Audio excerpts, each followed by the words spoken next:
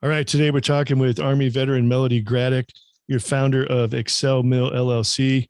Great things to talk about. You do some great things in the veteran transition space and transformation of job hunting and everything. But before we get to talking about all that, you spent 24 years in the Army. Tell us what you did. Great. Thank you for having me, Joe, on Veterans on the Move podcast. I really appreciate it. And we at XcelMil LLC are super excited about just being able to always share who we are and what we do and how we provide and give back to our veteran community. And what we do is a combination of different things, is we do leadership training and development. We also provide coaching along with that leader development at the senior executive level, middle management level, entry level. We believe if you've got one person in your organization or many, we can also provide that tailored, customized approach to building the person. And so our tagline is that we empower people and teams to excel. And so with the leadership, with the coaching, with our high demand certificates that we also offer for people that want to go a different pathway, linear versus nonlinear, and or our e-learning system, our learning management system, where you could take, if you have 5 or 10 minutes of time, we've got micro courses for further development as a professional, as a person, or someone that's a lifelong learner. Wow. Now, when you first got out of the Army, was this what you were planning on doing, or what was transition for you? Transition was a bit different for me. I had the fortune of my husband and I are both retired military with both 24 years in respectively. And he retired in 2012. I retired in 2013. So we had that planned overlap. And by us being dual military, he retired as an E8, I retired as an E7, both working in the Northern Virginia area, in the DMV area, which we call it up in this region. And then so that afforded us the opportunity for him to get secure work. And so he literally went from working in one capacity at the agency or the defense contract company where he's currently at now as a contractor. So he went from working in a uniform in that particular organization to having a different pathway. So he had 6 months in one particular organization, 6 months in another organization, and then they brought him back as a contractor. Mm-hmm. Then that was when I was preparing for my transition, which is kind of a lead in. And so we planned his retirement first, that he would get out and get stable job. And then I retired out and was completing my graduate studies at Trident University and in educational leadership and administration. So for my graduate program, I pursued my graduate degree, a little bit less stress because now I didn't have the high tempo schedule that I had. So it was like, take the transition classes, process your documentation, still get your resume ready, go on a few interviews. And then it was like, you know what, take a break from that and let's just complete this degree. And I attended the classes. I worked on my discharge documentation. I worked on making sure that, my disability rating was okay. Let me go to my medical appointments. Let's invest time and actually going out there to those appointments and ensuring that. But while I did that, I also helped other veterans that were pursuing their actual benefits, and so while processing that, it was helping veterans process their medical benefits, process their education so that they can actually, get their Montgomery GI Bill or their post 9/11 bill. So I was also helping others in my transition because I was transitioning, and I'm a proponent and a champion for education and learning and connecting people to the resources. Mm-hmm. So if they have the resources, they have the knowledge, and we were a community learning from each other because we were all recent retirees. So, really tapping in and connecting with the veteran community, with people that had retired out before me. So it made my transition a little less problematic than some people experience. Yeah, you not only had your husband go out a year ahead of you, you had all these other people around you, and not even mentioning the tap transition classes and all that you went through those. But what was really valuable to you was that tribe of folks around you that had all good information sharing and everything else. That tribe is integral to I would say, a better transition. I'm not going to say it's always seamless. What I will say is it makes it less convoluted, less exasperating and just tedious, because connecting people to the right resources, because there are a myriad of resources out there, but it's which one do I, literally connect to, whether it's going straight into another career, like right into another job, whether I pursue the education path, where do I live and relocate to, and what's that medium income like. So for me, it was connecting other veterans to try your local TAP program, or get online and go to the online resources, the military one stop, places where the spouse could also go and retrieve that information, because we all serve together. And so for me, it was connecting to the resources, getting on the phone with other veterans and learning about all of these state state support centers, as well as the federal or the civilian support centers of nonprofits that actually are like, literally, that is their passion, is to give back to veterans. And so connecting with them made a tremendous difference in my transition. And then while transitioning, I did do a little, less stressful jobs, like a mobile notary. Mm. And so I was like, let me support the state and continue to serve. And people did not necessarily realize that, mobile notary, you're a public servant. And while you're being a public servant, you're also helping out the mortgage industry with, people that are refinancing their homes and, things like that, and learning the different documentation when somebody's purchasing a home. And that was low stress. I could work around a very flexible schedule during my transition. Yeah, we just used a mobile notary not too long ago, and I think the guy said sometimes he was doing like 8 or 10 of them a day with Yes, it's maybe a very, $100 a pop. it is, and people did not, were not aware that even as a mobile notary, because you are working and you literally are marketing yourself, because you become your brand, is Mm-hmm. you're marketing yourself to these different title companies and these different, the title companies and the mortgage companies that are actually saying, hey, we need somebody to get these documents done for us, whether electronically or in person. And you could literally, some companies that were mobile, that were literally had so many different mobile notaries in their directory, were making 6 figures. Yeah. Yeah. This was only a few months ago, and you mentioned that, and I'm like, that'd be like a great transition job, or maybe even become a permanent job for somebody getting out of the military, get your notary and get it set up, or maybe join a company that's mobile notaries. I mean, it actually could be really good money. And like you said, flexible schedule and low stress. Flexible schedule, low stress, Yeah. you can go out at your leisure.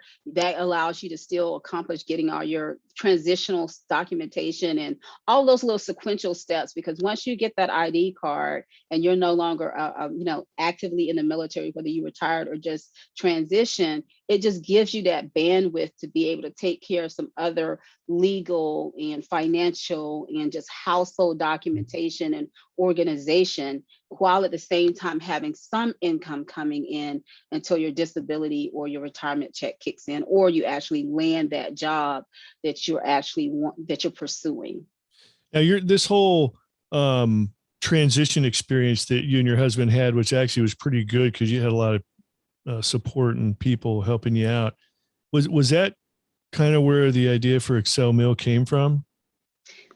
It did. The idea sprang forth from, like, I looked at the combination of my support to other organizations and nonprofit organizations where I serve in leadership. And then so always being that person that some people ask for advice, or, well, what do you think about this? Or, and again, being a champion for lifelong learning, even when I was in the military, it's like always improve upon yourself, always, try to reach that next plateau or that next level, advance your career, don't just settle for less. And so within that came, pulling the organizational and operational piece together, along with the training elements together, and the strong administration and organizational backdrop, pull all those together and then develop out your company. And XcelMil, again, we believe in empowering people and teams to excel. And that means whether it be in an individual setting or a group setting or a team setting. All right. All right. Hold that thought. We're going to take a break. We'll be right back.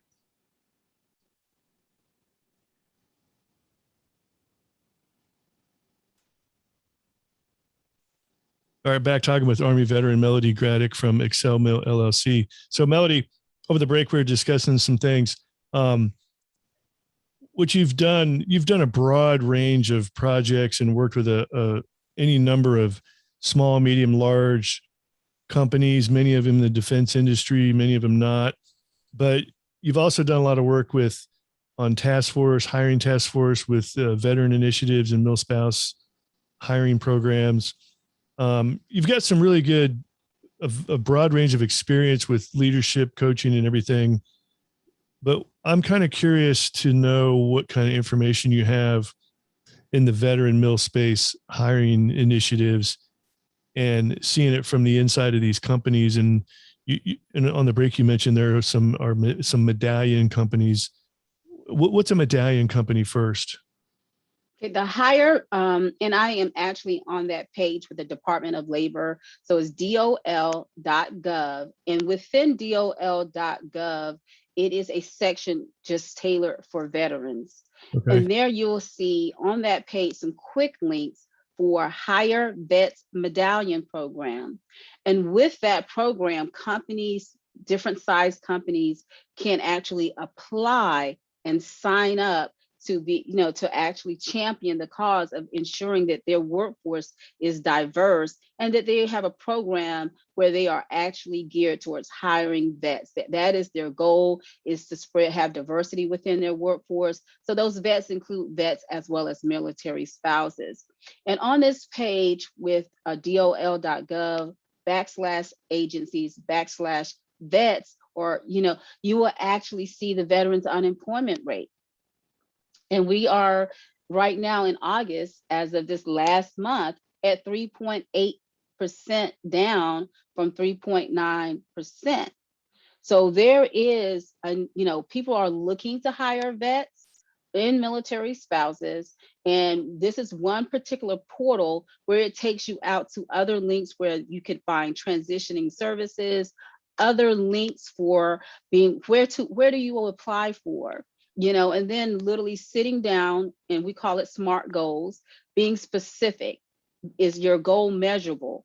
Is it actionable? Is it realistic? And is it time bound? And with SMART goals, veterans and spouses are encouraged to write out I would even say 6 months to a year. What is your plan of action that you're going to take as an individual to research these companies that have made an agreement? It's like a memorandum of understanding.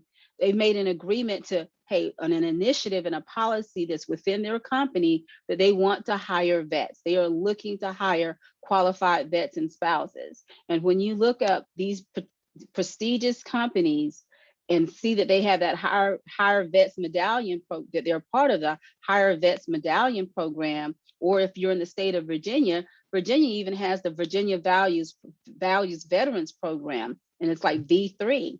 So these programs are there to ensure that spouses and military service members have the necessary tools and resources with resume writing, interview skills, everything to set them up for success in their transition into whether it be small business or a corporate position. And they're able, and some of those liaisons that work at those agencies are able to assist veterans and military spouses with translating all of the acronyms and the jargon that we use into a civilian it's literally a parallel position, or something that's almost similar to what they did in the military, but taking our jargon, our acronyms that we utilized, and then it's like, okay, what does that correlate to in the civilian workforce? Well, those programs are designed to do that, as well as like ONET and some of the other different resources that are out there that will translate your military occupational specialty into a civilian career position.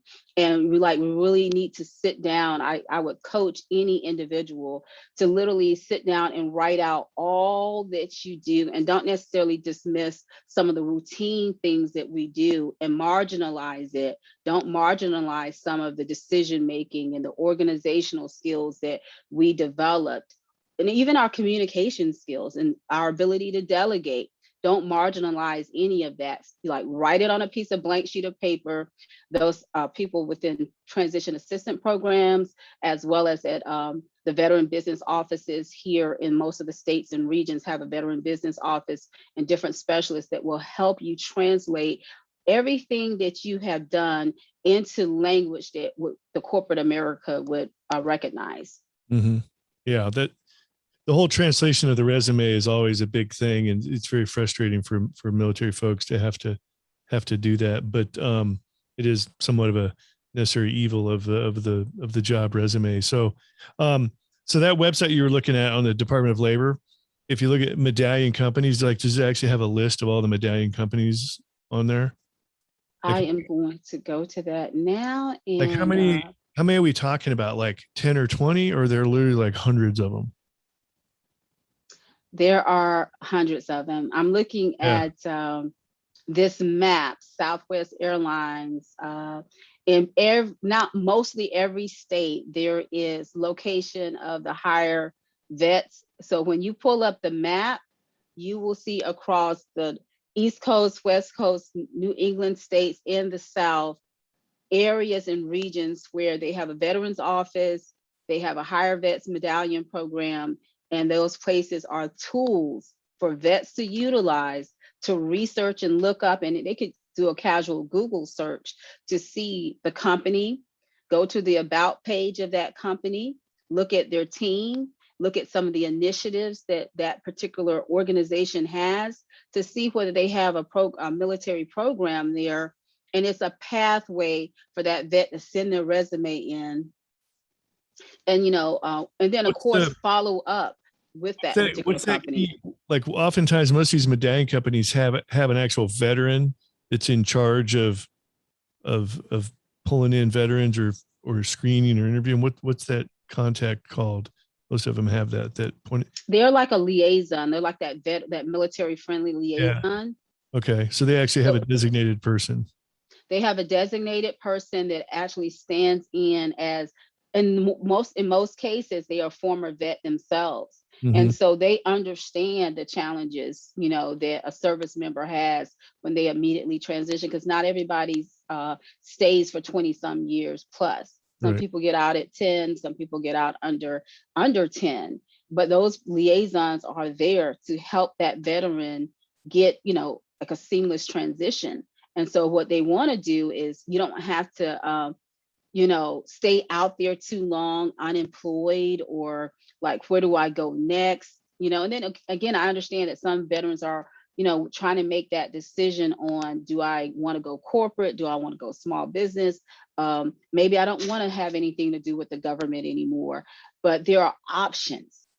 And so contacting someone in the veteran small business office in your region, a higher vets medallion champion, a business that actually does that, or somebody that has a veteran friendly or military friendly liaison that's within those organizations, at least have the conversation with them and be open to the options that are out there. It's what I would advise vets and military spouses. If there's ever any advice I would give somebody that's about to get out, if you box yourself into a small geographical area, you've eliminated like 99% of the opportunity that's out there for you. I know we all want to get out and go back home or go wherever, but especially your first job right out of the military, if you don't box yourself into a very specific geographical area, it keeps that whole opportunity spectrum wide open for you, as opposed to just saying, I want a job in this little town on this side, on the west side, or whatever. So, but it's very helpful that Department of Labor site allows you to sort it out by geography or location or town or state. And it's so much research. So for me, being someone that loves research, it is kind of one of the things that I would champion or encourage vets to do. And many of us are on the computer or our smartphone or tablets anyway. 5 or 10 minutes a day, as much as that veteran can handle, is 5 or 10 minutes a day. Pull up the information, research it, And we are like, literally, there's information at our fingertips now. We have it at our fingertips. Research the options. And one of the things that you kind of emphasize, which I really appreciate, is keep your options open. We are in a global workforce now, in a remote workforce nonetheless. So you do have that flexibility, even if you do choose to stay in a rural area, or a rural area or a small town or what have you. The thing about it, the unique position that we're in now, is that you can work remotely from one of these major companies or Mm. major defense contractors. I mean, if you have a position where it's remote work and you can work behind your a government issued laptop or one of those contract issued laptops, you still could live in a rural district while at the same time still have income coming in, still be contributing for yourself, your family, and you could feel interdependent without being codependent, meaning that I could feel good because I'm still contributing, I'm still working, while at the same time not, that self, which we call the inner critic. So not those self-deprecation and beating yourself up or being really hard, because sometimes we as veterans are very hard on ourselves. We hold ourselves to such a standard. So we want to silence that inner critic by saying that there are options out there. We're in a remote workforce, and this is like a game changer with being able to work remotely from anywhere in the United States or its territories and still earn income, still feel good about yourself without feeling, depressed, isolated and disconnected. There's a way to connect now virtually we're connecting here on Zoom as I'm in Virginia. What state are you in, Joe? I'm down in Florida now. Just moved here from Kansas.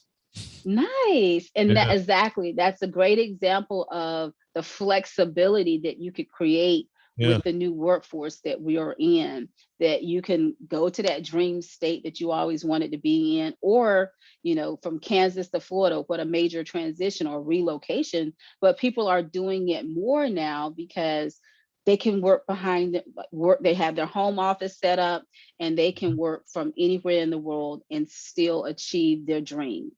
Absolutely.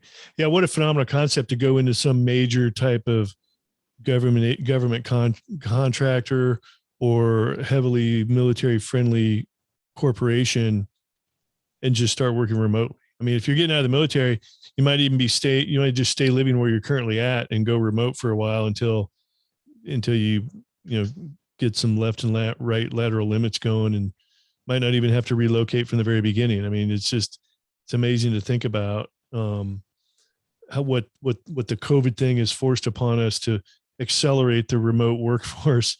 And I know plenty of people that went remote because of COVID, and now their companies are saying, well, we're not going to bring most of our people back into the offices, and we don't have to pay for real estate and rental. And so it brings up a lot of interesting concepts. Now, there's some people that love that. There's some people that don't like it. They want to go to the office and they want to be around people. So you got to find something that works for you. So, so Melody, as we're getting towards the end of our time, so XcelMil LLC, how do we find you? You can find our organization on XcelMil.com. That is lowercase XcelMil.com. If you are out on LinkedIn, feel free to connect with me. It is Melody Gratic Consulting out on LinkedIn. I, love to have you connect with me on LinkedIn and or Twitter, Melody Gratic. And again, it's XcelMil LLC.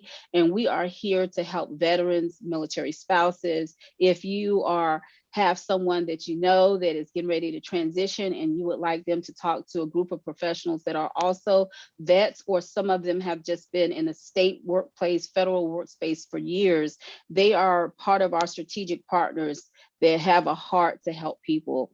And that is what we do at XcelMil. And we just love to help you and assist you in any way with some of the connections that we have made.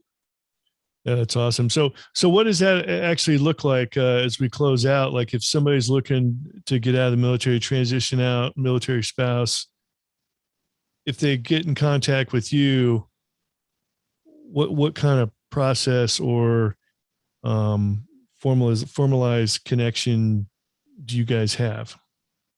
We have connections with, again, we work with across, as a defense contractor now, I've been in the space for 3 years. That's how long we've been in business. But because I'm still here in the hub of where the federal government is, the headquarters, if you will, I have people that I have met at different agencies that are in the federal government, former colleagues and peers that are also part of different programs and associations and professional associations, that we can it's just a referral. It's a phone call. It's, hey, I've just got this information on this wonderful person. We do a discovery session.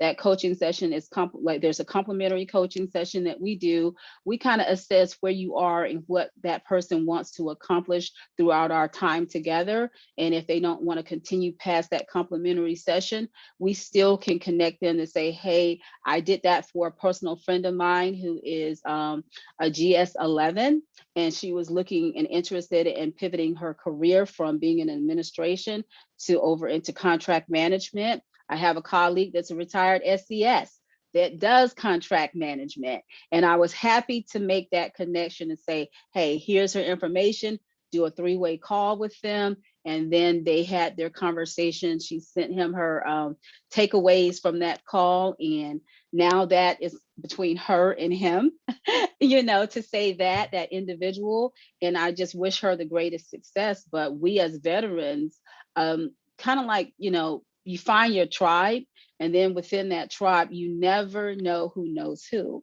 And another example of a connection happened today. A mutual friend referred our company to a particular agency, and that agency contact reached out to me to gain some further information, not only for that agency, but for a nonprofit organization that she's a part of. So the power of connection and referrals within our veteran community or military spouse community is large and vast. Absolutely. Well, Melody, that's a great place to finish up.